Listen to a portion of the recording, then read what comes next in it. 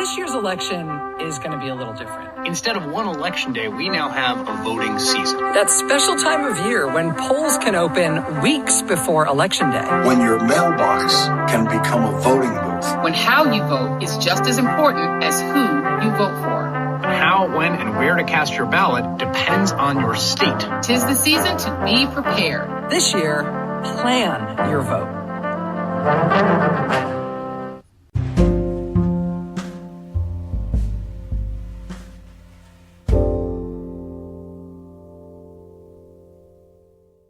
Welcome to The Politicrat. I'm Omar Moore. It is Wednesday, October the 28th, 2020. I look at The Fog of War as a very despairing film, where McNamara very near the end says, rationality will not save us. I took it a different way. It's a Greek tragedy. I took it as hopeful, and here's why. What's hopeful about Greek tragedy? Because you learn the lessons of it, right? His rationality can't save us. Didn't save us. Actually buried us into Vietnam much, much deeper. On this edition of The Politicrat, a conversation with filmmaker and Academy Award-winning documentarian Errol Morris. He has directed a brand new documentary called American Dharma. And the subject of that documentary is the racist and toxic and destructive and dangerous Steve Bannon. My conversation with Errol Morris coming up next.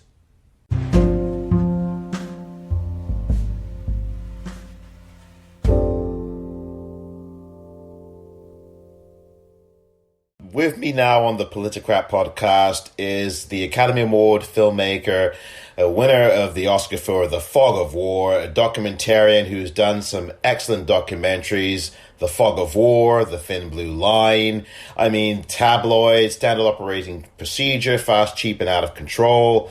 There's so many. Standard Operating Procedure is one I really loved. The Known Unknowns with Donald Rumsfeld, and now American Dharma. Oh my goodness me, with none other than the very lonesome, in my view, and very loathsome and very racist, Steve Bannon. Mr. Morris, I should say Errol Morris, welcome to the Politicrat today. Thank you very much for having me. I just want to say, if I can just make a quick statement to you about your film that I found really fascinating. 12 O'Clock High is a great film, 1949, I believe, with Gregory Peck. It is a constant character in your movie. And yet, when I was watching your film, I thought not of Gregory Peck or the mindset of what I would call a very failed general in Steve Bannon, but I thought of Greta Garbo. And I'll tell you why, just quickly. Greta Garbo is somebody who, like Steve Bannon, in many ways hated the media, couldn't stand the press, didn't like the press, wanted to be alone. And I view Steve Bannon as an isolated figure. You film him that way, I think, very much so in your movie. And the difference between the two of them is that Steve Bannon wants to seem to burn the world down. Greta Garbo is somebody, and it's an odd comparison perhaps, but Garbo was somebody who was very much anti-media. She wanted to be left alone, and I get that view of Steve Bannon. Can you talk about any or all of those things? I don't think he wants to be left alone. I think he wants enormous publicity. He ran Donald Trump's presidential campaign. That's not asking to be left alone. That's a guy who wants attention, wants publicity, and I would also say a guy who wants money, who's affiliated himself with various right-wing billionaires. No, this is not Greta Garbo. This is an aggressive, calculating monster who is interested in destroying stuff. If I'm left with one theme, having spent all of this time with Steve Bannon, is that There's no positive program. All there is destruction, racism, xenophobia. It's a pretty unappetizing combination. To say the least. To say the very least. I like to think that I grew up in a different America.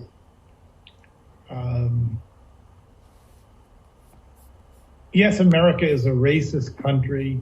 Yes, America has horrendous problems with race and with class and with money. But I never thought that it would end up like this.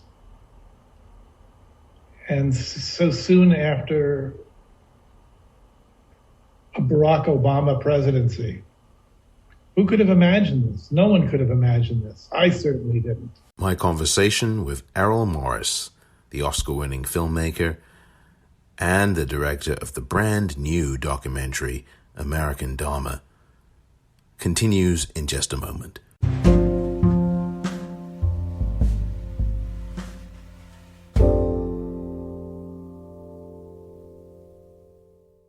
我是中国人，对不起，我的中文不好。I just said I'm Chinese, but I really apologize because my Chinese isn't very good. So I'm going to speak in English. As a news person, I always told you the truth. But now I'm going to break a rule in journalism. I'm going to tell you what I think. I covered Joe Biden when I was a reporter in Washington. He's a good, decent, smart, and honest man. I think he really cares about Asians. He cares about us. I think like an Asian person. White people don't understand what that means, but you know what I mean. I never wanted to rock the boat. I always wanted to play by the rules. I obeyed my parents. So it's really hard for me to say this, but our president lies. He lies about coronavirus. He lies about climate change. And most importantly, he lies about what he's going to do about our health insurance, our health care. He says he'll preserve all of those pre-existing conditions, but that's not true. He won't. Now that means that your child, if your child has asthma, no insurance. If you have breast cancer, no coverage. If you have coronavirus, can you imagine this? You may not get coverage. I want our peaceful country back again, don't you? We need solutions to the hate and the violence and the racism and sexism, and especially this crazy coronavirus. People think we should know our place, right? Well, I'll tell you where our place is. It's in the voting booth. Our vote can make the difference. If you haven't registered to vote, please register. I needed help to get my mail-in ballot, so I asked for help. You asked for help too, okay? Or vote in person. It's your right. It's your duty. I urge you to vote for Biden and Harris. They care about us and our families. I'm Connie Chung. Thank you.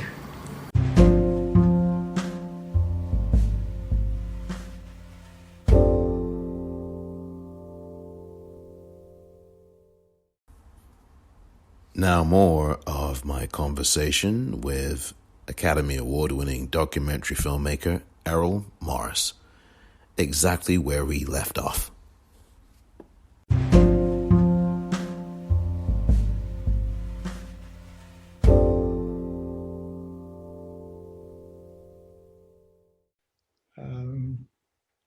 And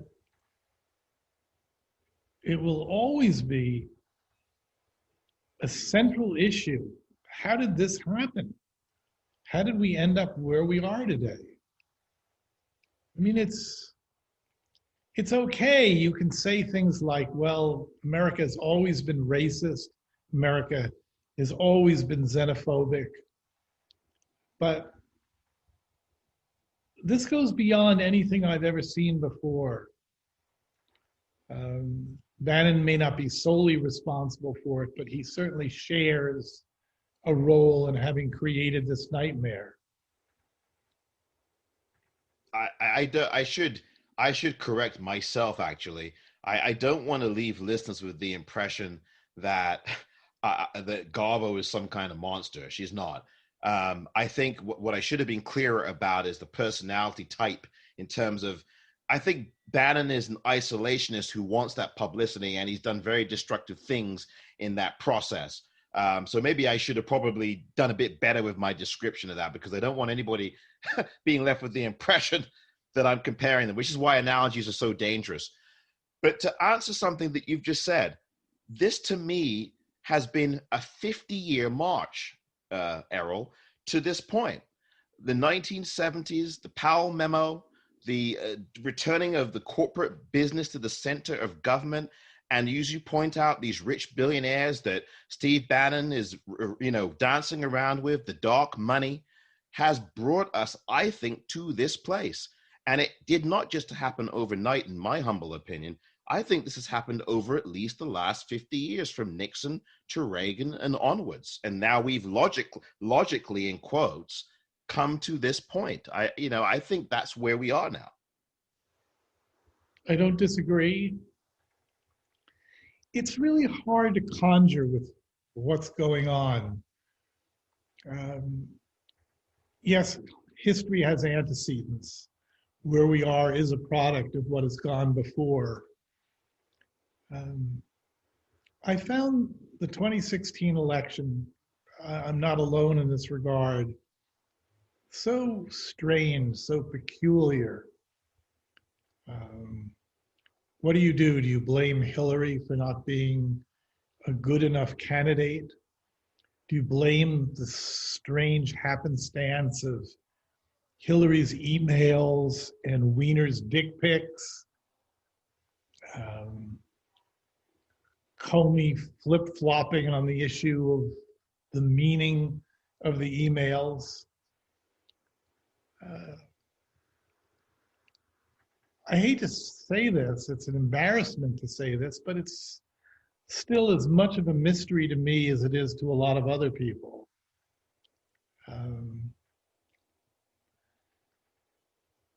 Obviously, I say obviously now, there's many, many, many, many people in this country who just love Trump. They love what he believes in. They love what he's done. That's another great mystery. How can you love someone who lies so indiscriminately, so repeatedly, so stupidly, again and again and again and again and again? I don't even understand my country anymore. I really don't. Doesn't make any fucking sense to me.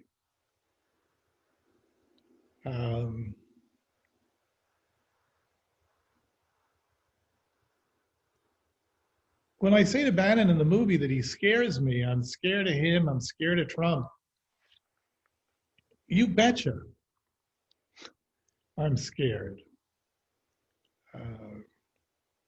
And there's a fear and a frustration of not knowing exactly what to do about it. Previous election cycles, I've done commercials. I did not do commercials this year, although I wanted to. I've been writing editorials.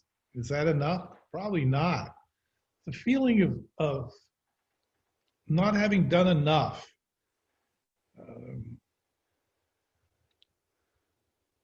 I thought that making American Dharma was a way of contributing to political discussion. I felt that it was essential that these people be examined, confronted, dealt with in some way. And yet, the mere fact that I had put Bannon on film, people were outraged. The movie should be distributed at me and the movie. The movie shouldn't be distributed. The movie wasn't distributed. I've never had a reaction like this to anything I've done in the past. Someone called the movie a bromance, as if I was in love with Steve Bannon. Oh, no. Oh, that's totally that's ridiculous to me that they would say that about this movie. Well, they did. Oh. What? That to me is incredible. They actually told you that you had a bromance with Steve Bannon? look at Owen Gleiberman's review, the first review that came out on the movie in Variety. Wow. I will do that. I will be sure to read that. And wow, that's just insane to me. They've completely gone over. They have completely missed the point of what you were doing. I mean, I don't mean to be a snob about it, Errol, but they've completely, if they think you're having a bromance with this guy, they need to watch your movie again or something. Or something.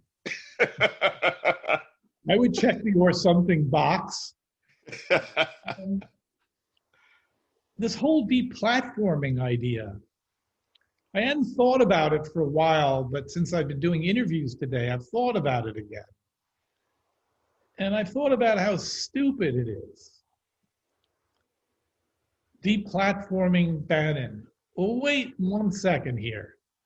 If memory serves me correctly, he was Trump's campaign manager. If memory serves me correctly, they won. Right. He became the president of the United States.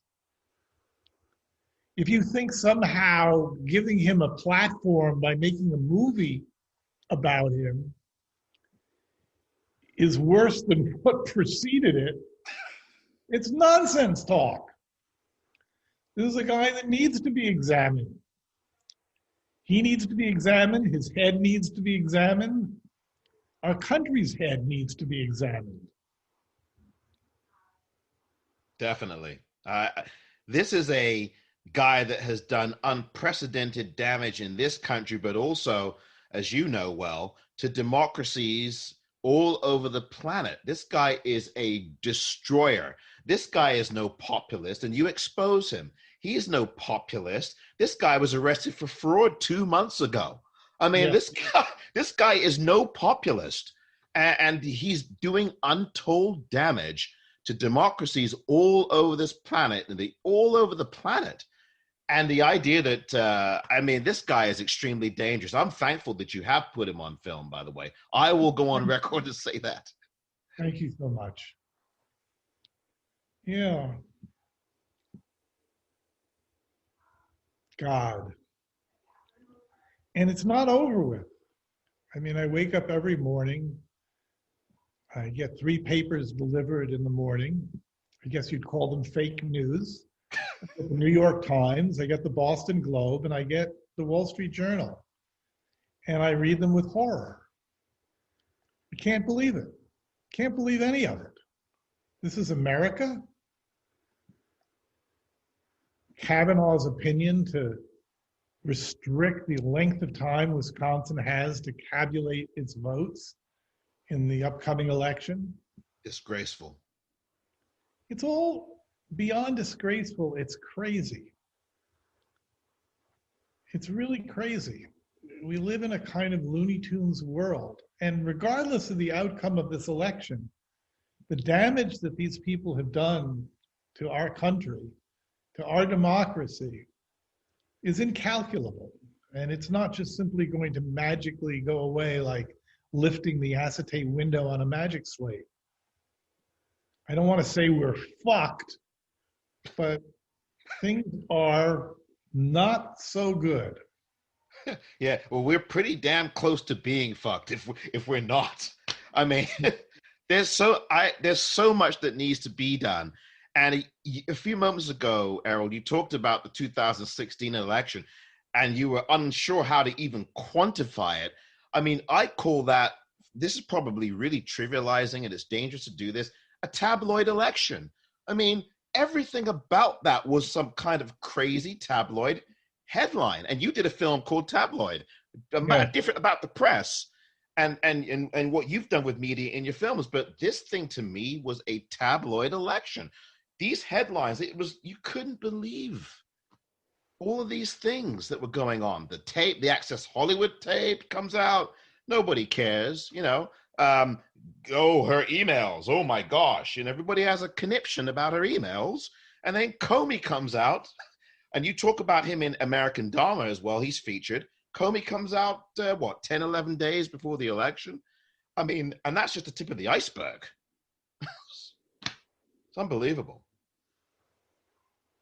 There's an ad that I put in American Dharma, which to me sums up a lot. And it's an ad about the cell phone, Wiener's cell phone, that has dick pics and Hillary's emails. And I thought, that does it. They're going to somehow make this connection between emails and dick pics, and the election is over with.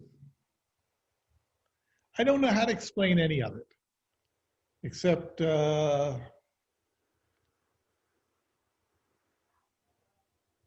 say I'm disappointed with so many things, disappointed with what's happening in our country, disappointed in myself for maybe not being able to do more.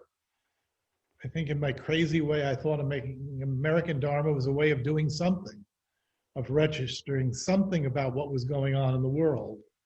But everyone has become so polarized, so angry. No one knows what to do about anything. I guess there is one thing we can do, and that's vote. Exactly. I totally agree with you with the vote early t-shirt that I'm wearing here. But I wanted to ask you something else that I think is... I voted really, really early. Oh, good. That was one thing I was going to ask you as well. That's great. I did out here in California the first day of early voting, which was just about 3.5 weeks ago. So I'm glad you did too. Yep. Excellent. I wanted to ask you, Errol, one other thing, that this is something I think is critical. You talk about how disappointed you are and upset at a lot of things, including perhaps even yourself, feeling perhaps that you may not have done what you think is enough.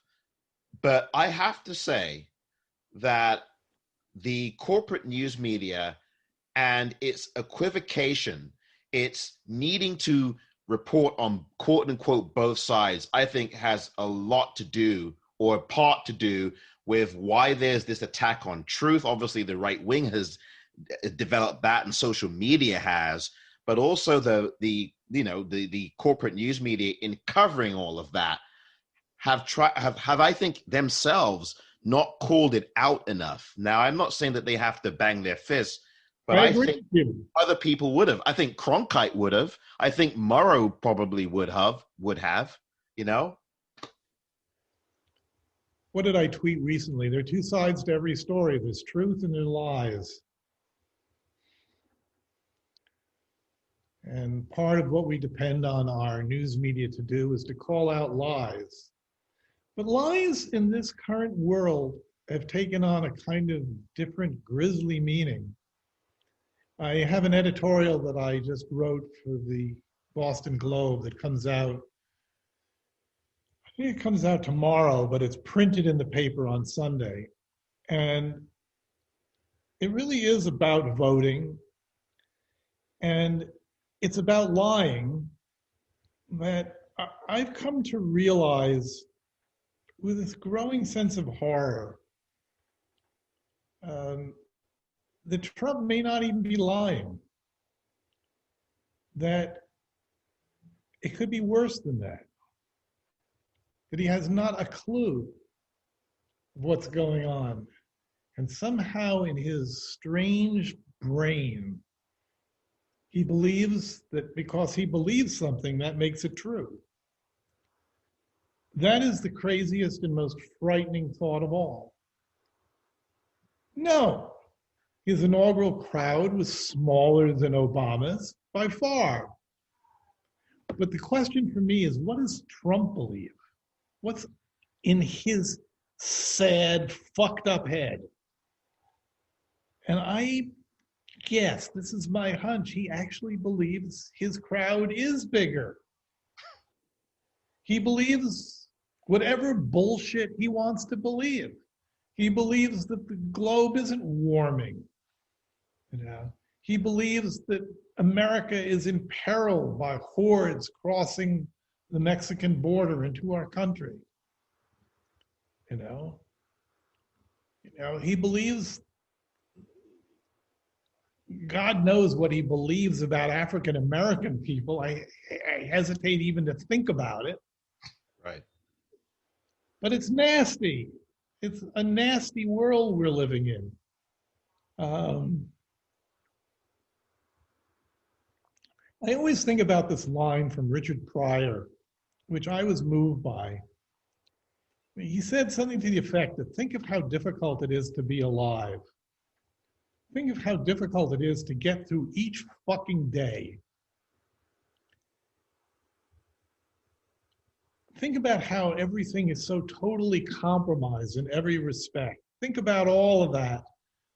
And then add racism to the mix and see how much you like that. Right. So, right.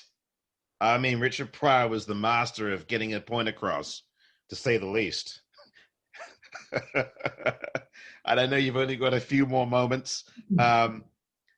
As frightening as Trump is, and these politicians who have enthralled with him, is this cult following he's got.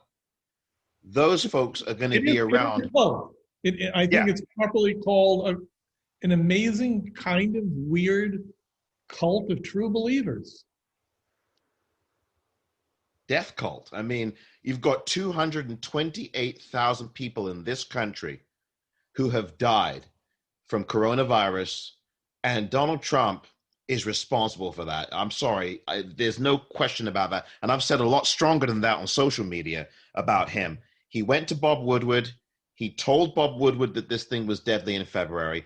And he was telling all of us at the very same time that there was nothing to see here. And he's still saying that, even after he's contracted it. And you've got the death cult. They still believe him. They still follow him. I mean, it's like a face in the crowd, except not, I mean, the face in the crowd was, 1950s.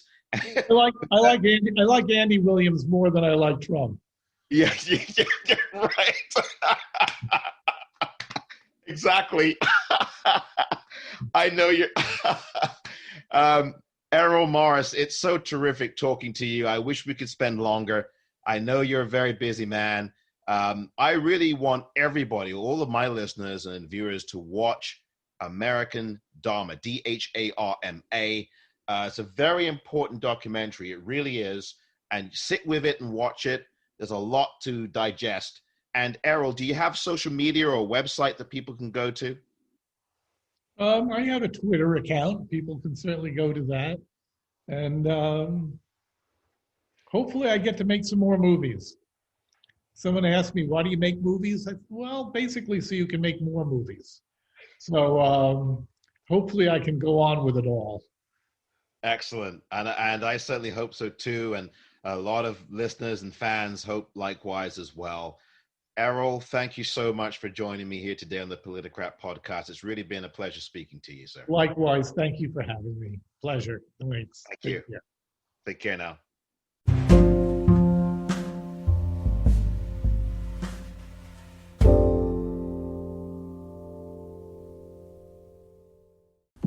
The coronavirus. This is their new hoax. We have it totally under control. It's one person coming in from China. One day it's like a miracle. It will disappear. When you have 15 people, and within a couple of days it's going to be down to close to zero, we really think we've done a great job in keeping it down to a minimum. I like this stuff. I really get it. People are surprised that I understand it. No, I don't take responsibility at all. Priorities USA Action is responsible for the content of this ad. We took a bad economy that was falling and turned it around. Trump took a good economy and drove it back into the ditch. Through his failure to get COVID under control, his failure to deliver real relief to working people. Does he not understand and see the tens of millions of people who've had to file for unemployment this year so far? The people who lost wages while the cost of groceries have gone up dramatically? Donald Trump has been almost singularly focused on the stock market, the Dow and NASDAQ. Not you, not your families. My plan will help create at least 5 million new, good-paying jobs and create them right here in the United States of America. Let's use this opportunity to take bold investments in American industry and innovation so the future is made in America. I'll be laser focused on working families. I'm Joe Biden, and I approve this message.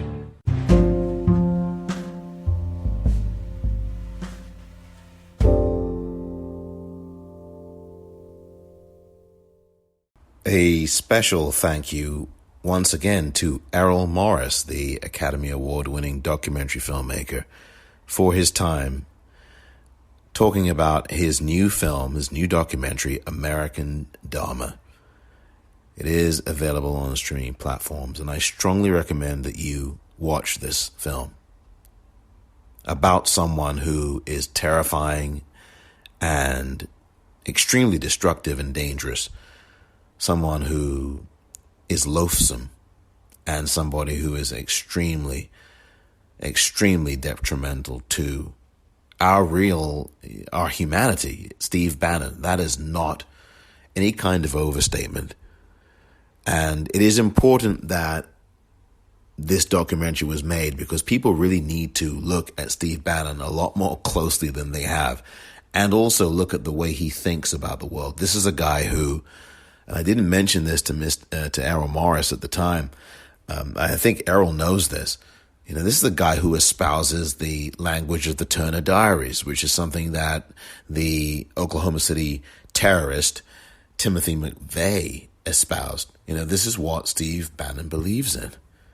And to dismiss American Dharma and to dismiss Errol Morris's attempt to have a conversation with him and to expose who Steve Bannon is, to dismiss the fact that Steve Bannon is in the world, and to kind of try to ignore him and not at least look at what this guy is and who he is and how dangerous he is a really dishonest thing to do, and a very dangerous thing to do as well.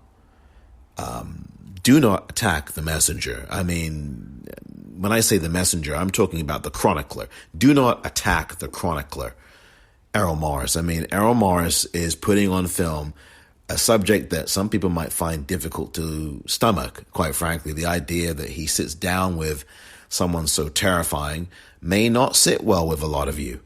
But I think it is important, just like people sat down with Charles Manson, you know, you name anybody in the world who is very toxic, toxic masculinity figures, these very dangerous people like Donald Trump, like people, you know, going back decades in history, you know, who are, you know, people who appear to have on some level either some kind of charm or some kind of intellect, not all of them, but who are extremely dangerous. And the public needs to see that. They need to see and understand who these people are and how they think. So I think anybody who, in the film critic world or anywhere else, suggests that there's a bromance going on between Errol Morris and Steve Bannon, I don't think they really understand what's going on here. Anyway, I hope that you enjoyed listening to that conversation. And please go and watch American Dharma, DHARMA. And Errol Morris is on Twitter as well. I believe it's Errol, ERROL, Morris. That's it, MORRIS. I will have his Twitter handle link in the liner notes of this podcast episode. Thank you very much for listening to this edition of The Politicrat. Remember, we have 6 more voting days. If you have not yet voted, go out and vote. Remember that if you have a mail-in ballot, now is the time to drop it off at an official drop box location, not the post office. Or preferably, drop it off in person at your local county board of elections or municipal clerk. Or vote in person. Over 75 million people have already voted in this country. Vote Joe Biden. I'm Omar Moore.